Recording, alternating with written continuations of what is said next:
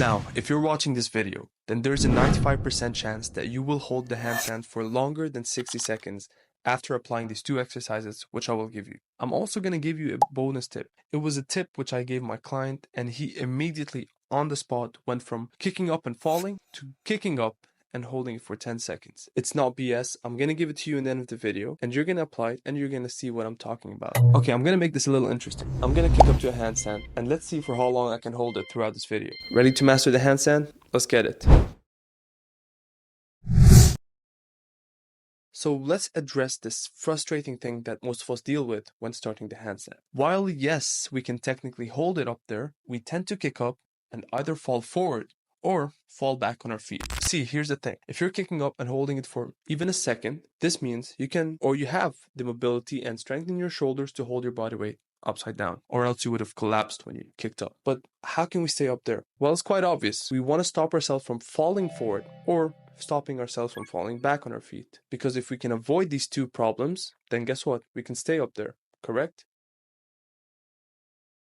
Since I'm here to help you master the handstand, I want you to understand the concept of balancing on our hands and staying up there. Imagine you're standing up and you're falling backwards. To prevent that, what we do is we press with our heels and we kind of bend our knees as well to go back in a straight line. Now, if we're falling forwards, like Michael Jackson, we're going to push with our toes to bring us back to stationary standing position. And just how we balance on our feet every single day, it's no different to balancing on our hands. So now that you understand this, let's get to the exercises.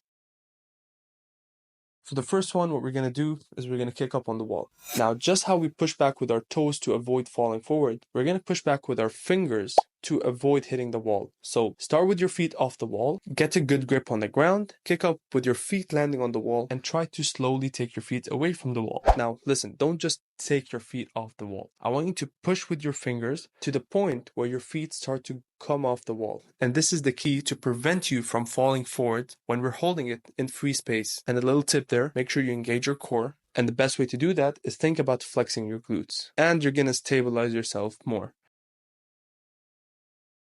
Okay, the second exercise is similar to the first one, but this time we want to avoid falling back on our feet. So just how we do it when we're standing up on our feet, to avoid falling back, we push back with our heels and we slightly bend our knees to bring us back to the straight line. And this is what we're going to do in exercise 2. So we're going to kick up on the wall, we're going to push back from the bottom of our palms, and while doing that, we slightly bend our elbows to counter falling back on our feet and push as hard as we can to land back on the wall. The best part is that you can combine exercise 1 and 2 together. So you kick up on the wall, you push with your fingers to go away from the wall, and then you push with your palms to go back on the wall. So you keep going back and forth until you master avoiding the wall or going down on the ground. This will transfer to freestanding handstand, and there you got it. If you're wondering what the workout should look like, it should be one set of pushing back and forth with your fingers and palm on the wall. You want to do this for about 10 sets, 30 seconds between the sets. And for every set, just try to hold it for as long as you can. And I recommend doing this between 4 to 6 days per week. If it's exhausting you, then do it less. It's good to go with that volume to speed up the neuromuscular adaptation for your body to adapt to that movement to stay up in a handstand.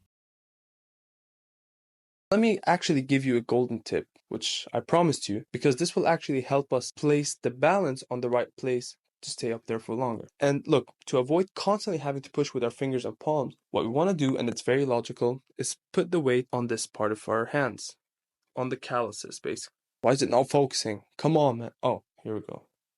Never mind. When you put the weight here on our calluses, it takes the weight off our fingers and palms, so it just helps us stay in that position for longer. And I want you to try right now and see how well you just get to that handstand and hold it there. Now, if you want the full guide about the handstand, the warm-up, the progressions, the exercises, and the workout itself, I have a full handstand guide and program, which, don't worry, it's going to be for free. The link is down below, and it's going to guide you through your handstand journey and help you master it. If you enjoyed this video, leave a like, and also subscribe for more tips that will help you in calisthenics and handstands as well. I'll see you guys next time. Peace.